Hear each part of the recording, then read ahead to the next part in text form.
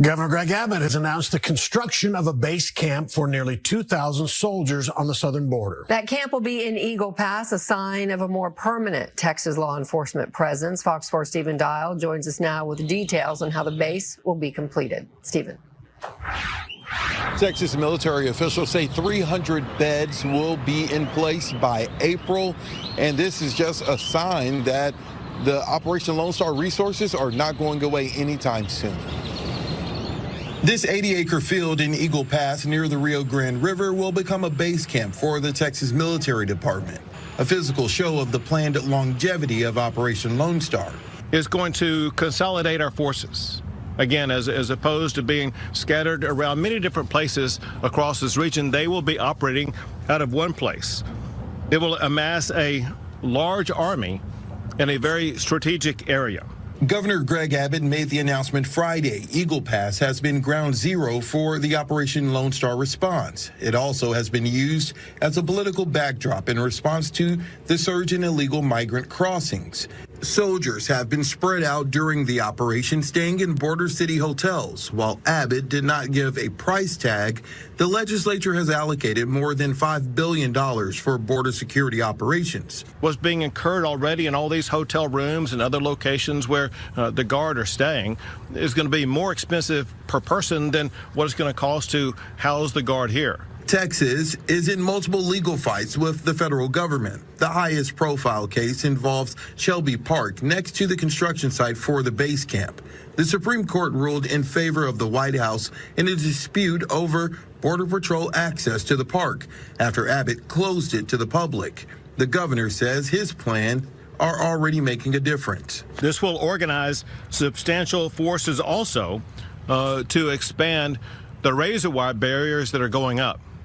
In this area, well, listen, we've seen the effectiveness of the razor wire in Shelby Park, where crossings have gone from 3,000, 4,000, or 5,000 people a day to less than 1%. The Texas Military Department expects the base to be operational this spring. By mid-April, we'll have a 300-bed capacity, and then we'll add 300. Basically, the phasing is 300 additional beds every 30 days.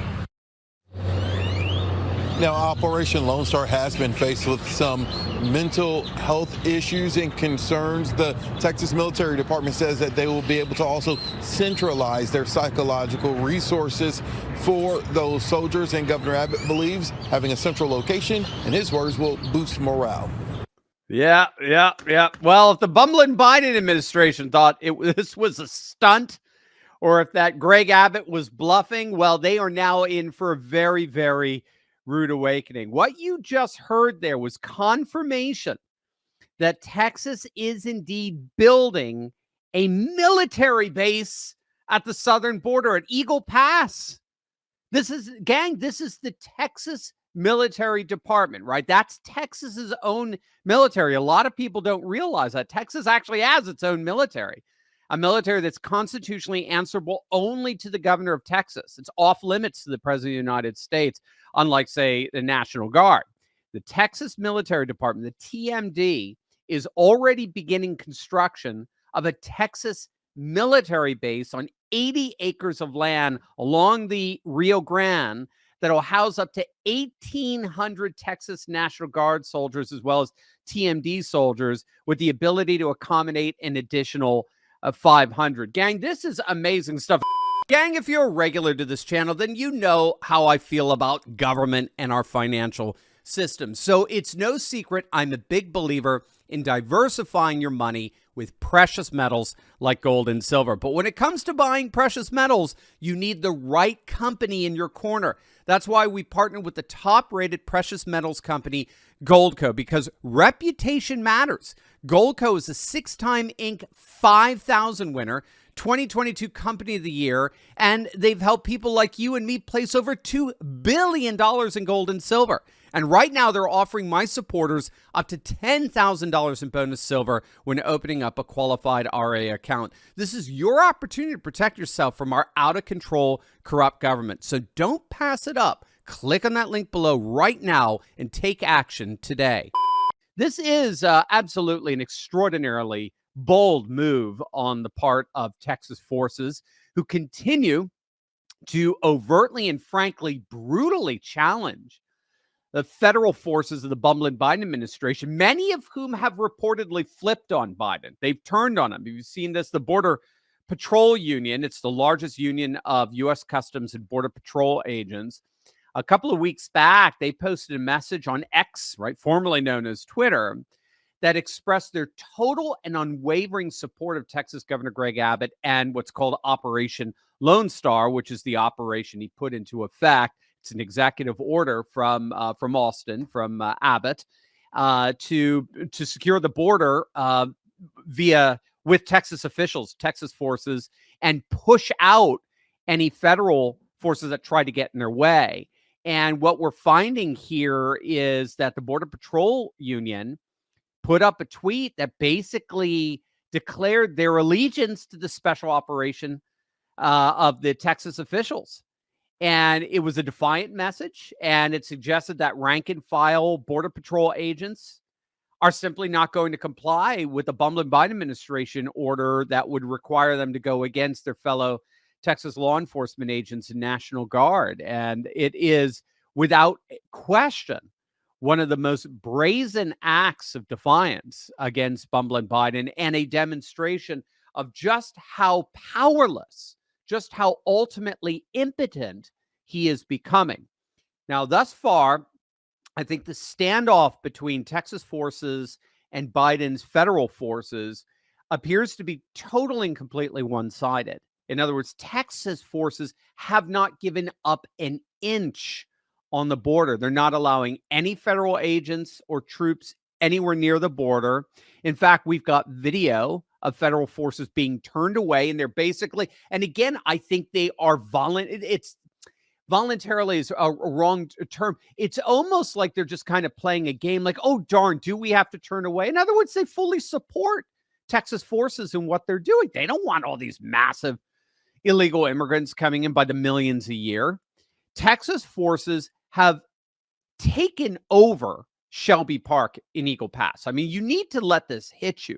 Federal agents used to use Shelby Park as a processing center for illegal migrants, right? Texas forces basically kicked them out and took over the entire park and closed down the border.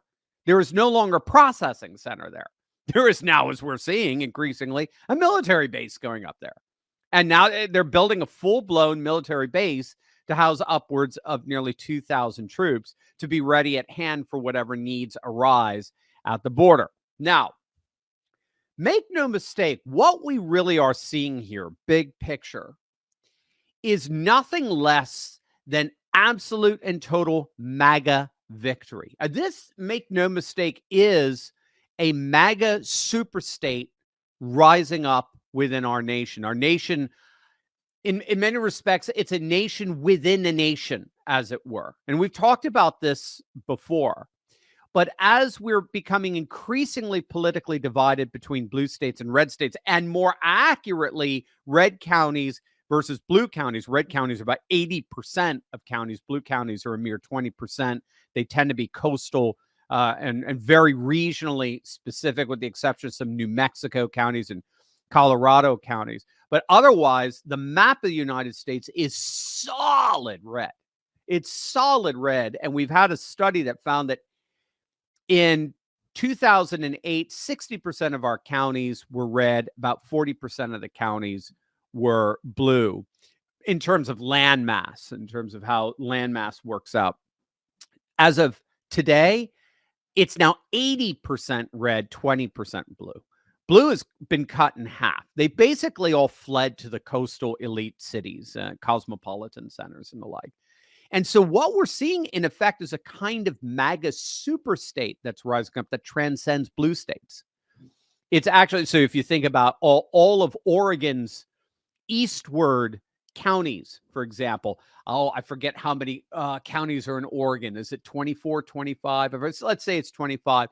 18 of their 25 going eastward are all MAGA red, totally red. If you got rid of one county alone in Oregon, Multnomah County, where you have Portland, every single Republican would win by 10 points in Oregon. That just gives you a sense of how regional the blueness is. And what we're really seeing here with Texas is ground zero of this MAGA revolt, this MAGA nation that's rising, this super state that's rising within the nation. We've talked about this before, but I think it really bears repeating of how this is happening, the dynamic that's behind this rise of a MAGA superstate.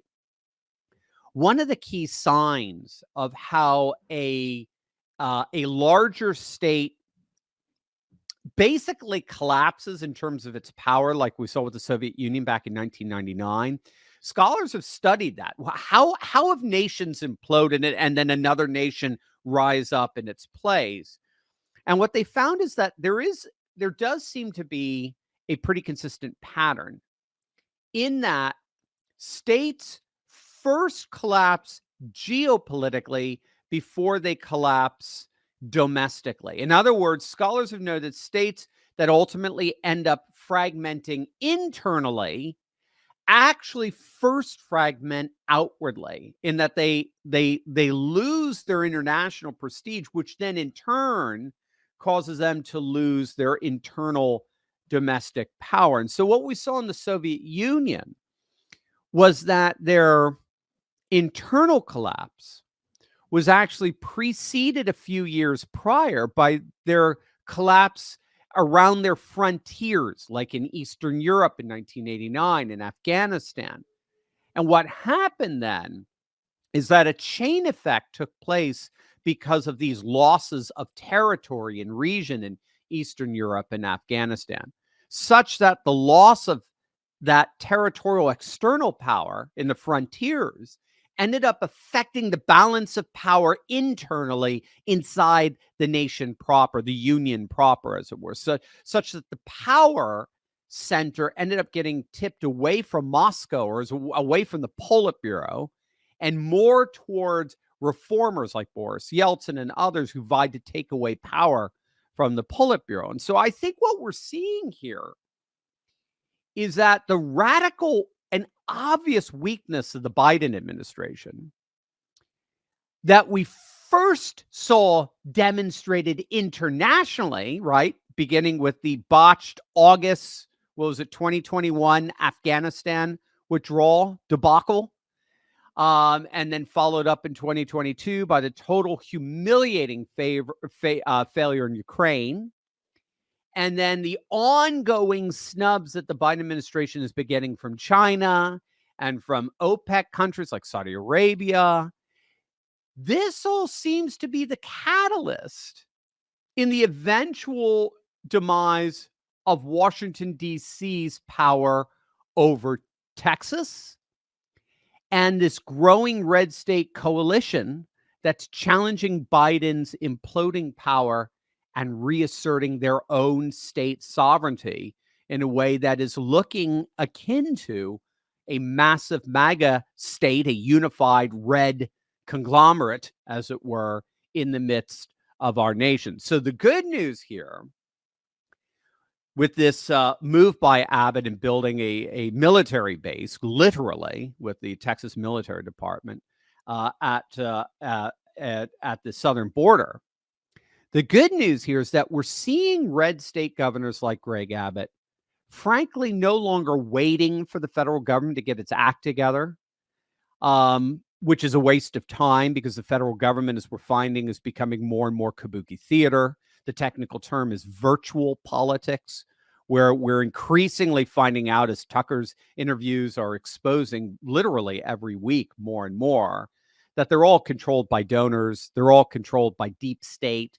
They're all controlled by NGOs, the three-letter agencies, all coming together and basically, they are basically dictating the agenda of the government. And so then the politicians, the senators, the representatives, they all go out and they play their part, their ideological part, to make us think that when we vote for them because of some kind of ideological affinity with them, whether we're left wing or right wing, That makes us think like we're making a difference in Washington, D.C., and they want us to think that way, even though they know we don't. So their ideological characteristics in Washington, D.C. are kind of like the costumes they wear in a kabuki play.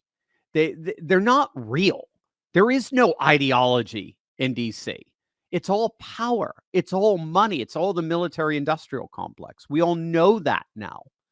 It's all the deep state. It's all the FBI orchestrating events to the benefit of a DC elite that is desperately trying to hold on to global power. What we're seeing is it looks like red states pushing back against that. We are seeing the emergence of what is really the MAGA movement right now in the nation, until, of course, Trump comes back to power. Until then, a MAGA superstate is indeed rising in the form of 27, 28 states that are all filling the vacuum of the fledgling Biden administration's incompetence. So I think what we're seeing here is a real reawakening happening at the political level, but it's primarily contained within and circumscribed around the rise of increasingly sovereign states and, of course, the movement of increasingly sovereign red counties within blue states. So that's a huge development that's going on in the ongoing political realignment of the nation. We don't have to wait for Texas to tell the federal government to shove it. We don't have to wait for Texas to tell the federal government to shove it. This military base is a blatant symbol that Texas officials have already told them to do precisely that. I hope you enjoyed that clip of my Monday night Insiders Club live stream. Join us live next week by clicking on the link in the description below and joining the coalition of patriots worldwide building a parallel economy to return to our roots of faith, family, and freedom. Click below right now.